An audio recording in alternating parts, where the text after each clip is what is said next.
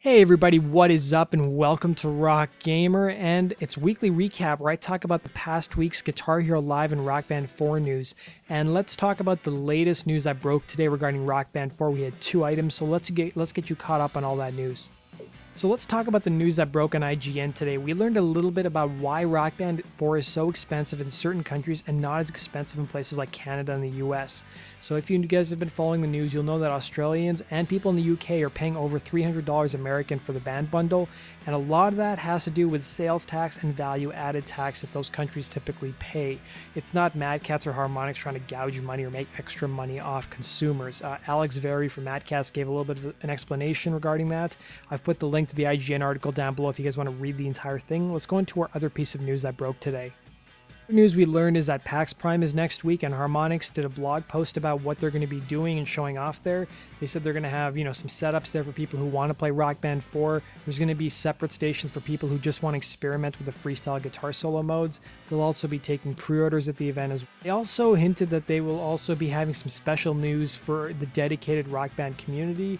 And they also talked a little bit about the band Overdrive icon and how that whole gameplay mechanic works. So we may see that shown off at PAX. I predict we'll also see maybe another song announcement or like a new band announced for Rock Band 4 and maybe some DLC plans. Now let's go into our main story of the week, which is that Van Halen was finally announced for Rock Band 4. So we know that the song Panama will be on disc for Rock Band 4, and then there will be more DLC to follow. I've put up a full band preview of Panama, the custom that I have in Rock Band 3. If you guys want to take a look at it, go check that out. The other piece of news we got this week is that Harmonix released a brand new freestyle guitar solo trailer for Rock Band 4, which you saw earlier in this video. The only piece of news that came out of the video is that Harmonix has teamed up with a company called Positive Grid. They have been helping Harmonix come up with the guitar tones that you will actually hear and play in the freestyle guitar solo mode. And from what I've read online, it seems like they're a really well-known company and a really well-respected company. So a lot of the response and the feedback I read was pretty positive about that news. We also heard Harmonix on Twitter basically confirm that standalone instruments will be being released, or at least planned to be released, in early 2016. That's what we heard at D3, but it wasn't made official, but it sounds like that's the company line for now. We also learned too that the music store is something that Harmonix is looking at actually releasing ahead of the game's launch so that people can just re-download all their DLC and have it ready for day one. That hasn't been confirmed, but it's something that Harmonix has said they're actually looking into.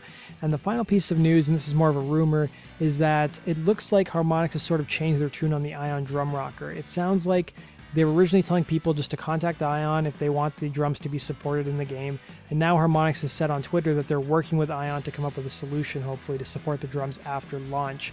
And even Ion has said that they're waiting for the source code, or the final source code, before they can actually issue a fix to make the drums work in Rock Band 4.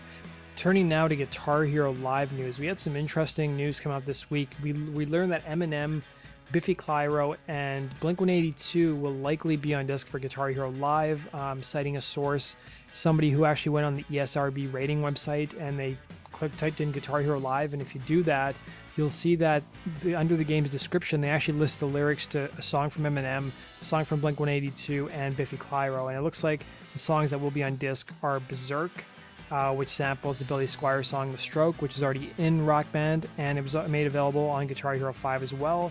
We're going to get the song The Rock Show from Blink-182 and the Biffy Clyro song Victory Over the Sun. Keeping in mind that none of this has actually been confirmed by Activision, but I think it's pretty safe to say we will see these songs on disc given the songs that have already been announced to date. We also got some new pre-order news concerning Guitar Hero Live, so we've already known that if you pre-order the game, you'll get access to an Avenged Sevenfold premium show at launch. You'll get access to a month free of the streaming service Pandora.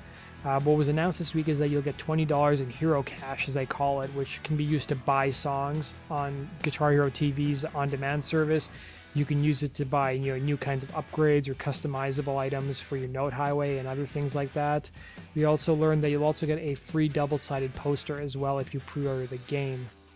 Game Trailers also did a half an hour long live stream with Guitar Hero Live, so there's some new footage of people playing the game. Nothing too much new is really shown. If you guys want to see some more footage of the game, you guys can go click the link in the description box below.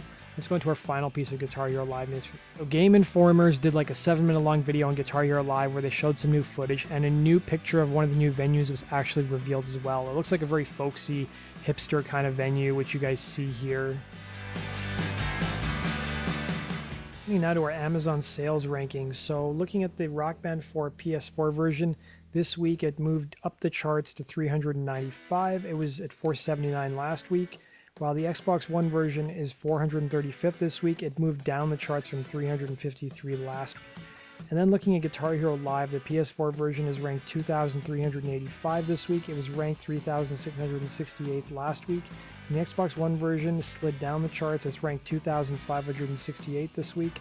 Last week it was ranked 2,167. And that does it for this week's Rock Band 4 and Guitar Hero Live news. If you guys want to stay up to date on the latest Rock Band 4, Guitar Hero Live, and Amplitude news, be sure to click the subscribe button. Take care, guys.